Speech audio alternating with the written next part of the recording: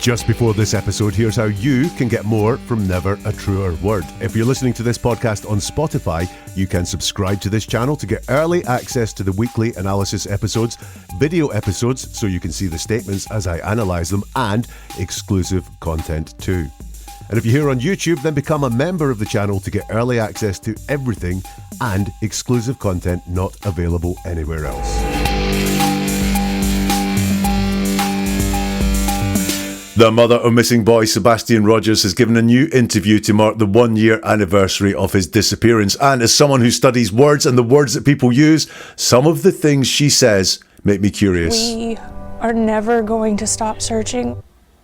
Welcome to Never a Truer Word, where we look at the words that people choose to use to see if they're telling the truth, the whole truth, and nothing but the truth, using my statement investigation process, which anyone can use to understand what people are saying and writing around them much more clearly. So, Sebastian Rogers went missing a year ago. His mum, Katie Proudfoot, has given a new interview to mark that year anniversary. Thank you to the person that put this in my inbox, because they know I've studied Katie Proudfoot before. My conclusions when I looked at some of the interviews that she gave around the time that Sebastian went missing were that she knew why Sebastian had gone missing. I think it was a strict household. I think Sebastian and herself had some sort of confrontation the night before it was reported that he was missing, that she saw him leave, and she's not saying that part out loud. So what does this new interview reveal? Let's dig into it. Let's have a look at the words and let's hear what Katie has to say. Now, the first thing I want you to listen to here is the tense she uses to describe Sebastian. Cats are the number one.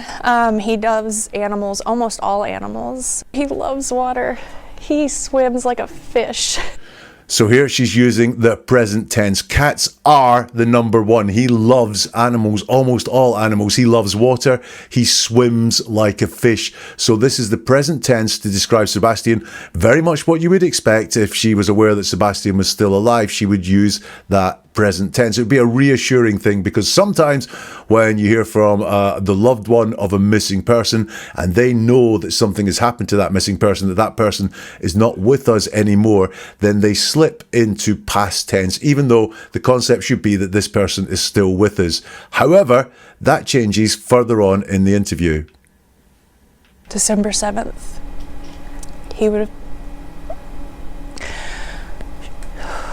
he turned 16, and he should be home for that. So Katie says there, December 7th, he would have, and then there's a long pause, he turned 16 and he should have been home for that. So there she uses the past tense, he would have. And what I think has gone on there is that she realizes that she used the past tense, because she pulls herself up short. She almost doesn't say all of the have there. December 7th, he would have is kind of what she says. And then he turned 16 and he should be home for that. But there she slipped into the past tense to describe Sebastian. I don't think she thinks that Sebastian turned 16 on December the 7th. What does all that mean? Well, let's go through some more that has been said here by Katie. Did anything happen the night he went missing that was like caused him to run away? Was he punished in any way? An argument? Just a normal night? It was a normal night. It was a calm night. Okay, so there it's put to her, did anything happen the night he went missing that caused him to run away? Was he punished in any way? An argument? Just a normal night? And Katie says, it was a normal night. It was a calm night. Now, the word normal always raises my flags detection, because people don't notice things that are normal often. However, in this case, the word normal's in the question. So it's normal to, excuse the pun, it's usual to reflect back the words that are in the question. So normal doesn't concern me there, because it is put to her, was it just a normal night? And she says it was a normal night. And then she says it was a calm night. Why does she feel the need to point out it was a calm night? Because a lot is put to her there. Did anything happen that caused him to run away? She doesn't deal with that part of the question at all. Look, maybe it was edited out, to be fair to Katie, but she doesn't deal with the fact that she's asked, was he punished in any way? Did anything happen that caused him to go missing? And she doesn't say, no, none of those things happened. She just says it was a normal night, reflecting back the question. And then she feels the need to tell us it was a calm night. Now, why does she feel that need to tell us that it was a calm night? Why does she feel the need not to deal with, did anything happen that caused him to run away? Why does she feel the need not to take on the question, the part of the question that was he punished in any way? Let's get some more from Katie. What do you believe happened to Sebastian?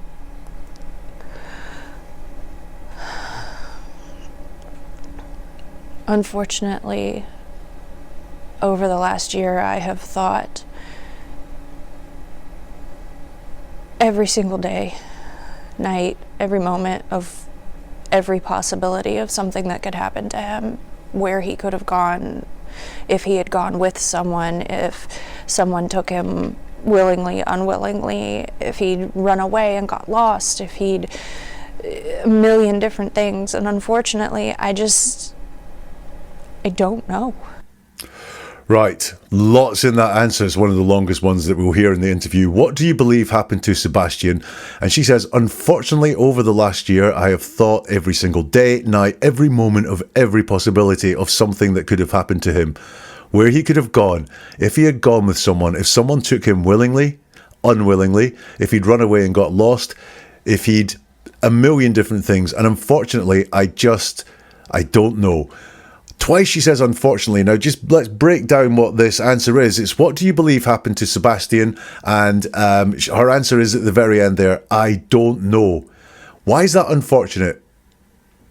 It could just be a simple, straightforward answer of I don't know. But twice she says, unfortunately, I don't know. As if she's having to say, I wish I knew, but I don't know. But she doesn't say that out loud. She uses that word unfortunately twice. So I'm curious about that.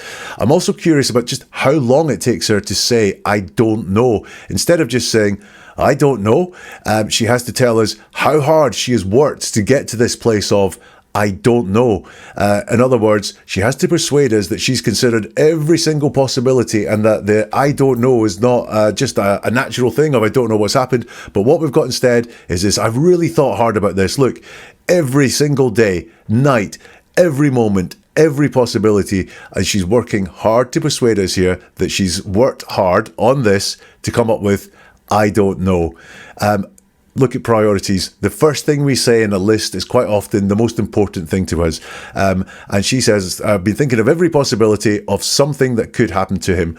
Where he could have gone is the first thing. Then if he's gone with someone, then if someone took him willingly, then unwillingly, and then if he run away and got lost. Well, the first thing she says in all of that is where he could have gone. So I think that is her most likely scenario in her head. Maybe the most likely because it is the most likely of all the ones she's considered, or it could be the most likely because she knows that's what happened, that he went somewhere that night.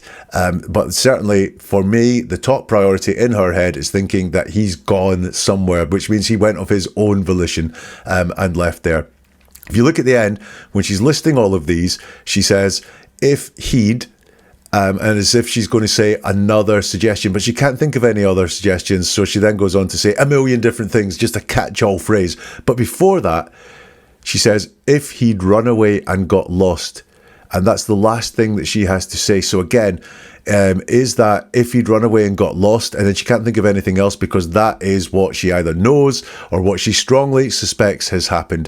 Where he could have gone, he run away and got lost. I think that is very much where she's at with this one, and she has that knowledge. But I do want you to notice just how many words it takes to answer the question. What do you believe happened to Sebastian? I don't know. But however, she praises how hard she's worked. She tells us all the possibilities she's thought of. And then she says, I don't know at the very end of it. That, for me, is a contrived answer. And I think shows a lot about what is going on in Katie's head. Also, she's not asked, what do you think happened to Sebastian? But it's what do you believe? And she doesn't quite take on the believe part of it ever. Let's get some more from Katie Proudfoot. What do police tell you at this point? What do they think?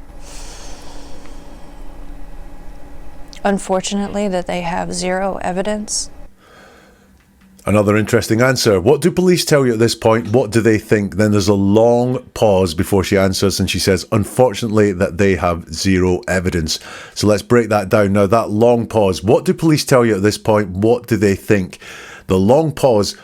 Why does she have to think for a long time before saying what the police are telling her, where the police are at? Why is there that long pause there?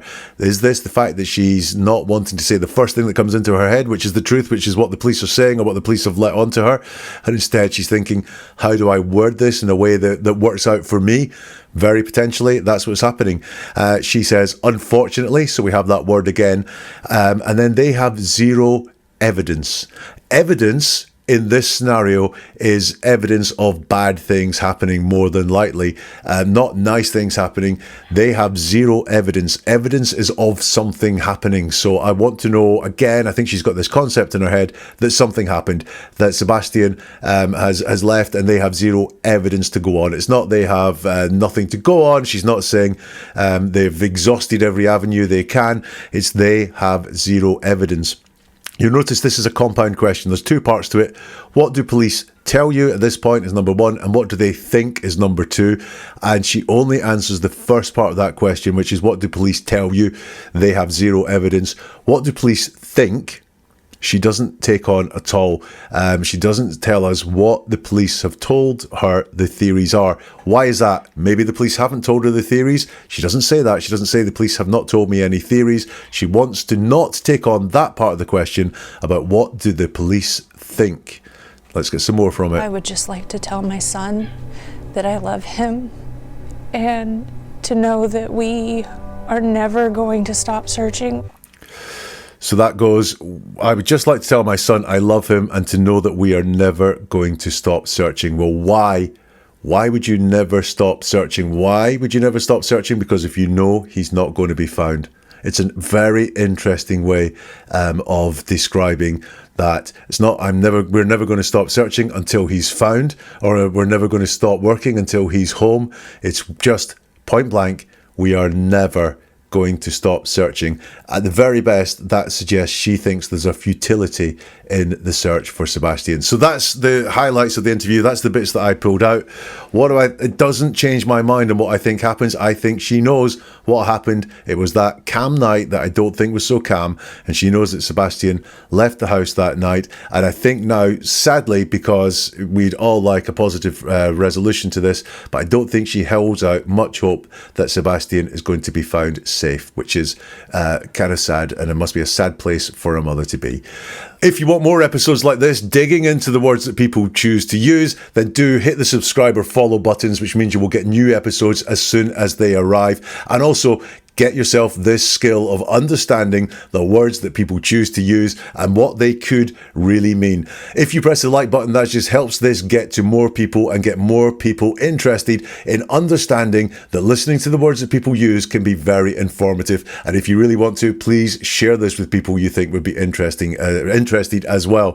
Neveratruerword.com is the website. There you will find a load more videos digging into the words that people choose to use, and podcasts too, including a look at Katie Proudfoot around about the time that Sebastian went missing, and also Sebastian's dad, Seth Rogers, is there as well. Neveratruerword.com, and we'll see you soon for something new from Never a Truer Word.